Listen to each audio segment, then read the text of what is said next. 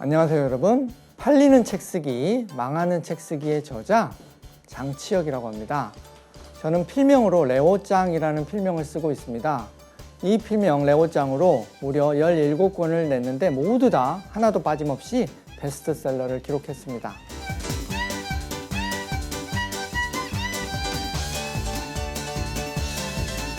제가 출판을 27년 차인데 27년 동안 많은 분들의 책을 도와드렸고 베스트셀러로 만들어드린 그 노하우를 오늘 이 시간에 알려드릴 수 있도록 하겠습니다. 자, 첫 번째, 그러면 책을 왜 써야 할까요? 그 이유부터 말씀드려 보겠습니다. 책은 가장 두꺼운 명함 역할을 합니다. 우리가 보통 사람을 처음 만날 때 명함 한 장만 띡 주면 기억도 못 합니다. 뒤돌아서면.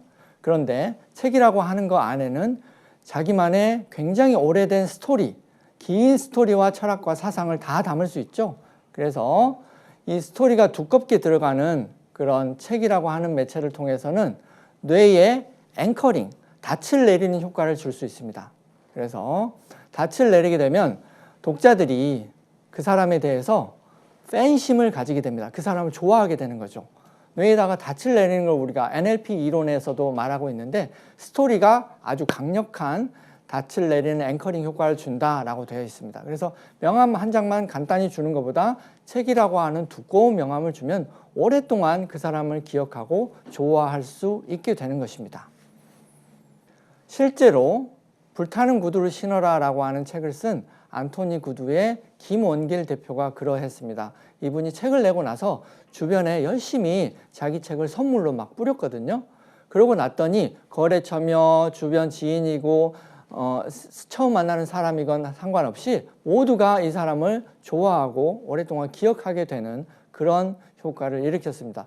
결과적으로 사업도 되게 더 잘 되셨고요. 그 이후에 일어나는 여러 가지 일들이 기적 같은 일이 많았습니다. 그 다음에 야놀자 대표를 지내고 있는 이수진 대표님도 마찬가지입니다. 리스타트라는 책을 썼는데 책을 내고 강연회를 많이 하시고 독자들을 많이 만나셨습니다. 그 결과 무수한 투자자들로부터 10라운드, 12라운드에 걸쳐서 투자를 많이 받으셨는데 그 중에 압권은 뭔지 아세요?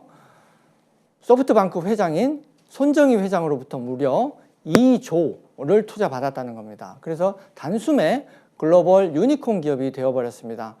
이것은 모두 책이라고 하는 두꺼운 명함을 잘 활용했기 때문에 일어난 그런 현상이라고 볼 수 있죠. 두 번째, 책을 왜 써야 하냐면 숨은 귀인들이 알아봐 주는 기회가 됩니다. 특히 이것은 책을 내고 가만히 있으시면 안 되고 지속적인 어떤 홍보 활동을 하시면 그때 귀인들이 지켜보고 있다가 이 저자들에게 저 사람 괜찮네 하고 기회를 주게 됩니다. 그런 사례가 창업자금 23만 원이라고 하는 책을 쓴 GS25의 전지현 저자입니다. 이분은 평범한 편의점주에서 현재는 삼성전자의 서비스 강의를 하시는 그런 멋진 새로운 역할을 부여받고 계십니다. 그 다음에 레오짱, 저 자신인데요. 저도 스토리텔링 연습이라고 하는 번역서를 출간하고 났더니 삼성 SDI 사장님이 저를 사내방송에 출연시키셨고 또 조선일보에서 데스크 칼럼으로 저의 책과 제 책의 내용을 대서특필하는 엄청난 기회를 만들어 주셨습니다. 이 모든 게 귀인들이 제가 활동하는 모습을 보고 높이 쳐준 그 결과라고 생각합니다. 책을 쓰면 이렇게 두꺼운 명함 역할과 귀인들을 초빙할 수 있다. 이 두 가지 장점, 이걸 어필 드리고 싶습니다. 자, 그러면 책을 아무렇게나 쓰면 될까요? 그렇지 않습니다. 보통의 사람들은 책을 별 개념 없이 쓰시게 됩니다. 그러면 소위 망하는 책 쓰기가 되어버리죠. 자, 망하는 책 쓰기의 가장 첫 번째 원인, 제가 총 8가지의 원인을 짚어드리겠습니다. 첫 번째는 엔트로피에 굴복하는 게으름입니다. 엔트로피라는 게 뭐예요? 이 세상 만물은 엔트로피, 연력학체의 이 법칙이라고 하는 이 법칙의 지배를 받습니다. 그게 뭐냐면 쉽게 말하면 모든 이 세상 만물은 가만히 놔두면 점점 해이해지고 흩어지고 무질서해지고 안 예뻐진다, 그 현상이죠. 그런데 인간도 마찬가지입니다. 우리 지필 활동이라고 하는 것은 기본적인 생리 활동이 아닙니다. 먹고 싸고 마시고 쉬는 그런 기본적인 생리 활동이 아니기 때문에 지필 활동은 인위적으로 의지를 투여해야만 할 수 있는 어떤 뚜렷한 활동이죠. 그래서 지필 활동할 때 우리가 환경 세팅을 잘못하면 엔트로피에 빠져서 금방 해이해지고 소파에 앉아서 글을 써볼까 하다가 눕게 되고 누우면 자게 되고 점점 나쁜 길로 빠지게 돼서 결과적으로는 책을 집필할 수 없게 됩니다. 이런 현상을 우리가 엔트로피에 굴복했다. 책 쓰기가 안 되는 두 번째 원인은 디지털 딴지병입니다. 이것은 주로 여러분이 요즘에는 랜선과 휴대폰 때문에 일어나는 현상들입니다. 랜선, 인터넷 서칭을 한답시고 여러분이 자료 조사한다고 책을 쓰지는 않고 자꾸 자료에 빠지다 보면 재미있는 유튜브에도 빠지고 네이버 상위 노출 결과에도 빠지고 자꾸만 딴짓을 하고 있는 자기 자신을 발견하게 됩니다. 또 휴대폰도 못지않은 만만치 않은 적입니다. 휴대폰에 재미있는 유튜브 영상이나 SNS 그런 새로운 피드들이 올라오면 여러분은 지필 활동에 집중을 할 수 없게 됩니다. 도대체 그러면 지필이라고 하는 건 300쪽짜리 어마어마하게 긴 분량을 계속 써야 하는 그런 중노동인데 사실은 디지털로 딴짓에 자꾸 세다 보면 여러분은 결과적으로는 결과물을 제대로 집중력 있게 만들어낼 수 없게 되죠. 자, 그러면 앞에 문제 1, 2에 대한 처방을 드려보겠습니다. 엔트로피에 빠지고 자꾸 디지털 딴짓병에 빠지는 이런 현상에 대한 처방의 가장 좋은 점은 제가 직접 발견한 건데요. 글 감옥이라고 하는 거에 자기 자신을 가두는 겁니다. 글 감옥이라고 하는 개념은 사실은 제가 만든 개념은 아니에요. 저보다 선배들이 있었죠. 바로 유명한 태백산맥의 저자인 조정래 선생님이 본인의 에세이 제목으로 황홀한 글 감옥이라는 자전 에세이를 썼을 정도로 자기 자신은 태백산맥을 집필할 당시에 글 감옥에 자신을 가두면서 썼습니다.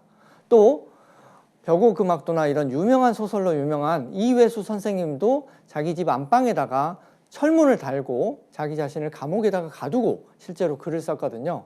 이런 것처럼 아무리 프로 작가라 할지라도 자기 자신을 엔트로피에서 벗어나게끔 강제하는 힘 그리고 집중하게 하는 힘 이게 두 가지가 반드시 필요하다.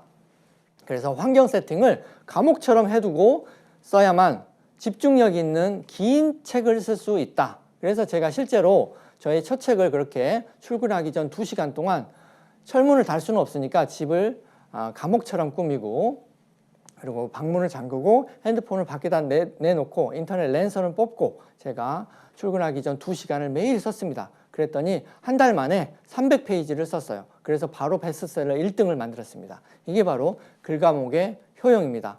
이게 안 되시는 분들을 위해서 제가 추가로 글감옥 메이트 제도라는 것도 만들었는데요. 이게 뭐냐면 친구를 찾는 겁니다. 일종의 우리가 오징어 게임이나 이렇게 유명한 프로그램에서 하는 말처럼 깐부를 찾는 거죠.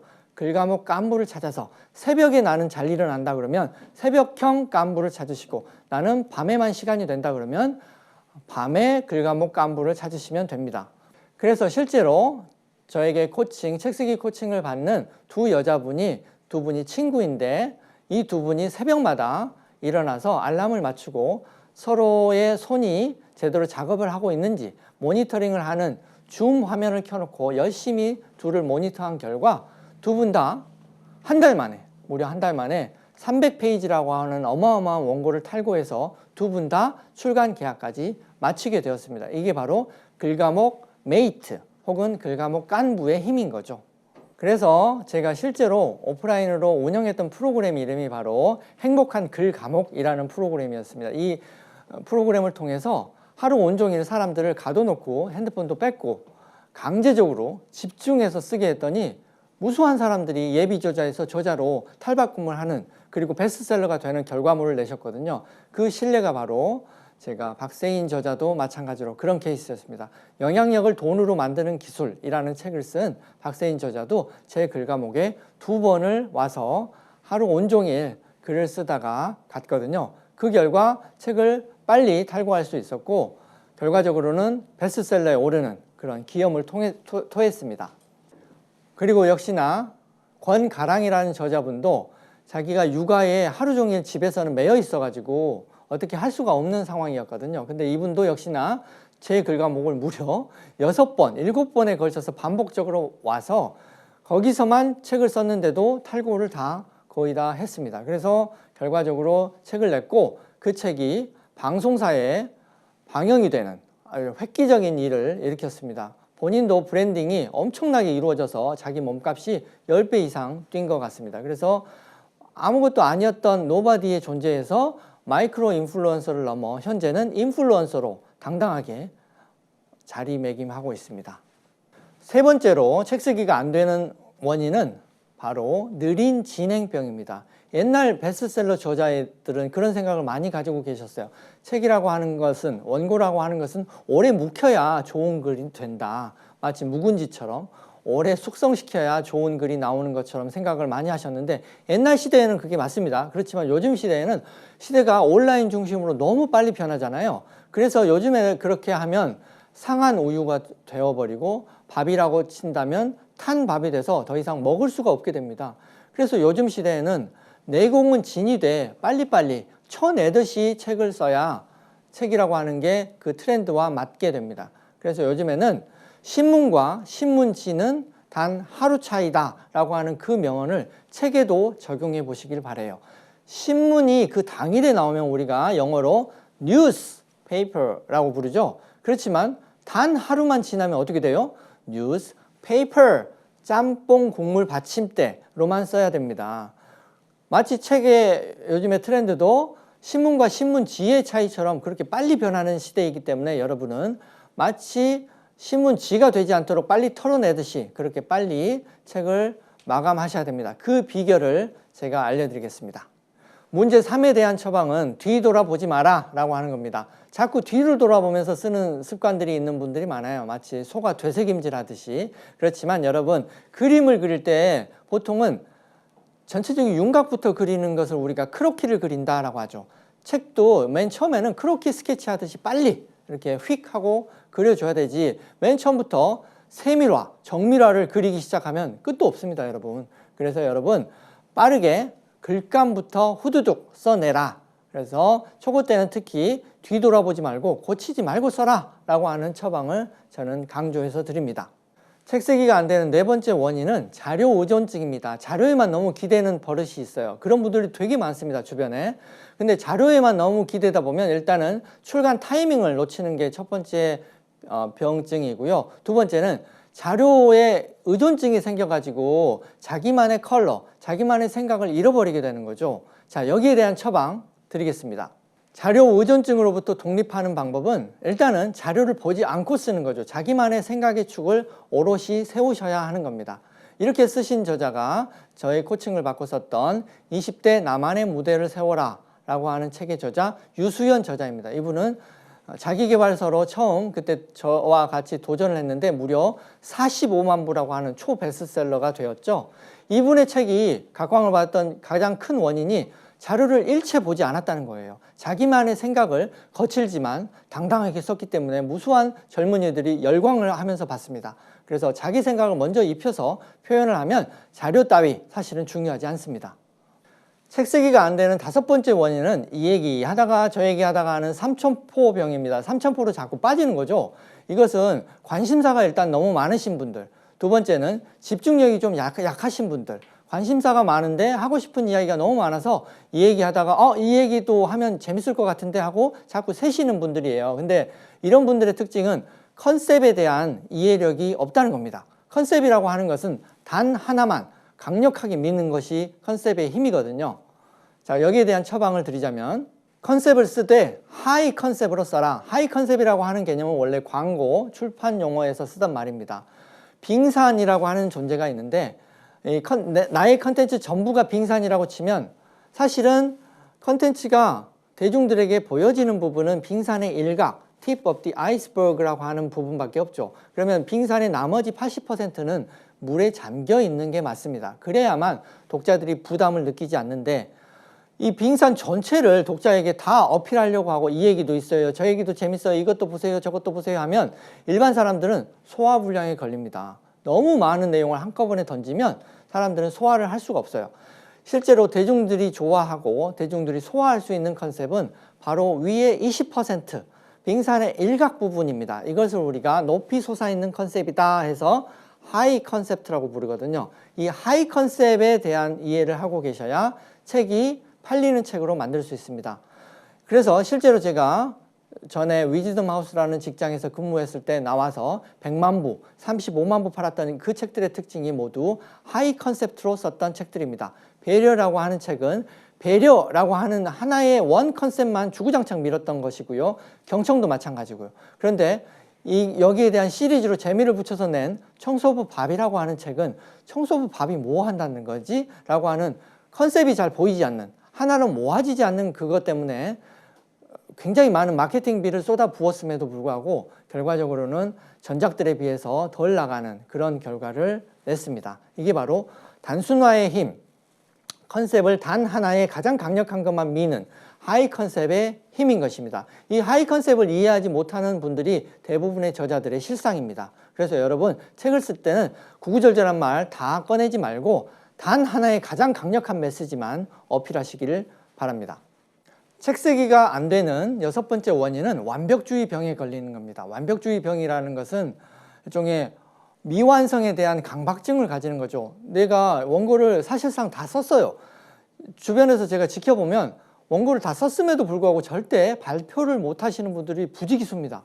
왜 그러냐면 이분들은 아직도 부족한 것 같아. 아직도 덜 됐어. 그래서 완성에 대한 강박증이 있으신 거예요. perfectionism이라고 하는데 영어로는 완벽주의가 사실 영어에서는 좋은 말이 아닙니다. 우리말로 완벽주의자 하면 좋은 말처럼 들리죠. 그렇지만 영어에서 perfectionism이라고 하는 것은 일종의 강박증 병의 일종입니다, 여러분. 그래서 강박증 병이 생기면 사실상 이것은 자기만의 컨텐츠를 절대 발표할 수 없는 그런 지경에 이르릅니다. 그래서 실제로 제 주변에 코칭 받으시는 분 중에 어떤 분은 2달 만에 책을 다 완성하신 분도 계신 반면에 어떤 분은 원고는 진작에 끝났어요. 그런데 1년이 걸리도록 계속 보충, 보강, 완성을 더 해야 됩니다 라는 그런 핑계로 지금 2년째 아직 원고 탈고도 하지 못하는 그런 분들이 많이 계십니다. 그래서 결과적으로 책으로 안 나왔기 때문에 앞서서 2개월 만에 책으로 발표하신 분은 지금 엄청 잘 나가고 자기 브랜드 가치가 10배로 뛴 반면에 10개월이 걸리고 1년이 걸리고 2년이 걸린, 그래서 결과적으로 책으로 못 낸 이분은 아직도 평범한 강사로 계세요. 그래서 이 차이는 바로 완벽주의는 병이다, 버려야 될 병이다 라는 그 말씀을 드리고 싶은 거예요. 그래서 강박증을 버리고 요즘 시대에는 너무 빨리 변하기 때문에 여러분 그냥 쳐내시면 됩니다. 왜 이 시대가 점점 더 빨리 변해요? 온라인 시대이기 때문입니다. 옛날에는 오프라인, 옛날에 인터넷이 되긴 했지만 오프라인 중심이었어요. 어디까지나. 그렇지만 요즘에는 코로나19 이후에는, 코비드19 이후에는 모든 것이 대면 접촉을 피하다 보니까 여러분들이 직접적으로 만나지 않고 온라인으로 모든 걸 처리하게 됐죠. 온라인의 특징은 뭐예요? 실제로 실체가 없고 간단한 전기 코드, 그리고 코딩 몇 줄로 모든 게 바뀌는 시스템이기 때문에 변화의 속도가 어마어마하게 빠르다는 거죠. 비교도 할 수 없이 빠릅니다. 오프라인보다. 온라인은 그래서 점점 더 가속도를 띄면서 빨리 변하는 그런 특징을 가지고 있죠. 그래서 온라인 중심으로 코비드 이후에 모든 게 변해서 여러분은 시대상에 맞춰서 스피드를, 자기의 컨텐츠를 발표하는 것도 굉장히 빠르게 쳐내야 된다. 이것을 꼭 말씀드리고 싶습니다. 자, 그러면 문제 6에 대한 처방으로 완벽주의의 종언을 구하는 것을 추천드립니다. Say hello to perfectionism. 이 perfectionism이라는 것의 종언을 구하라. 이별을 통보해라. 그런 거죠. 자기 자신이 완벽한 스펙, 완벽한 어떤 내공을 가지고 있지 않아도 사실은 어필할 수 있다. 이겁니다. 그래서 본인이 뭐 석박사나 엄청난 경험을 가지고 있어야만 책으로 내느냐? 그렇지 않습니다. 실제로 일본의 100세 할머니라고 부르는 야케지지 마라는 책을 쓴 할머니, 시바타 도요라고 하는 할머니 사례가 그렇습니다. 이분은 학교를 다닌 적이 없어요. 무학입니다. 글씨도 쓸 줄 몰랐어요. 그런데 83세인가 되는 그 고령에 처음으로 노인대학교를 다니면서 히라카나, 가타카나를 배우신 거예요. 그 전엔 글도 쓸 줄 모르고 읽을 줄도 모르던 할머니였어요. 그런데 80 몇 세에 그렇게 글 쓰는 법을 처음 배우셔가지고 쓴 게 긴 글로 못 쓰니까 짧은 시 형태로 쓴 겁니다. 그게 바로 자녀들에게 전하는 따뜻한 위로의 메시지로 썼던 시. 약해지지 마라는 책이었어요. 근데 이 책이 무려 얼마나 팔린지 아세요? 100만 부가 넘게 팔렸어요. 한국에도 번역이 됐는데 무려 56만 부가 팔렸습니다. 아니, 이 할머니가 어디 박사님도 아니고 어디 특수한 참전 용사도 아니고 특수한 경험이 전혀 없잖아요. 그런데도 100만 부가 넘게 팔렸던 힘은 뭐죠? 이 사람이 가진 자기가 가장 소중하게 생각했던 자기만의 생각을 하나도 가감 없이, 감춤이 없이 다 드러냈다. 거기서 폭발력이 생기는 겁니다. 그러니까 내가 비록 박사나 어디 엄청난 경험의 소유자가 아니어도 괜찮다. 자기만의 진솔한 자신의 입장에서 자기가 하고 싶은 이야기를 하나도 숨김없이 다 꺼내면 된다 라고 하는 게 포인트죠. 이렇게 썼던 또 하나의 저자가 에크하르트 톨레라고 하는 분입니다. 이분은 원래는 길거리에서 넝마 위에서 살던 거지였어요. 거지. 노숙자 출신이었는데 좀 특이한 노숙자죠. 왜냐하면 노숙을 하면서도 해와 달을 보면서 우리 인간은 왜 살지? 이 우주는 왜 존재하지? 이런 걸 고민하면서 노숙을 했던 철학자 거지였습니다. 근데 이분이 결과적으로 자기만의 생각을 하고 끝냈다면 아무런 발전이 없었겠지만 자기만의 생각을 어떻게 우연히 책으로 정리해서 내게 됐어요. 그게 바로 여러 가지 에크하르트 톨레의 책인데 이걸로 전 세계적인 스피리추얼 리더, 영적 지도자 반열에 오르게 됩니다. 그렇다고 이분도 마찬가지예요. 이분도 어디 박사 학위를 가진 분이 아니고 엄청난 회사에 다니던 그런 고위 임원 출신이 아니잖아요. 그럼에도 불구하고 이렇게 전 세계적인 베스트셀러 작가가 됐던 원인은 자기만의 내밀한 고민을 잘 정리해서 전 세계 사람들과 나누고자 했던 그 의지에 있습니다. 그래서 완벽주의, 내가 비록 완벽한 스펙이나 경험이 없어도 괜찮다, 괜찮다. 안심하고 써라. 대신 내가 가장 소중하게 여기는 어떤 것, My Precious, 골룸이 했던 그 My Precious라고 하는 파트를 내어 보일 용기를 발휘하면 된다.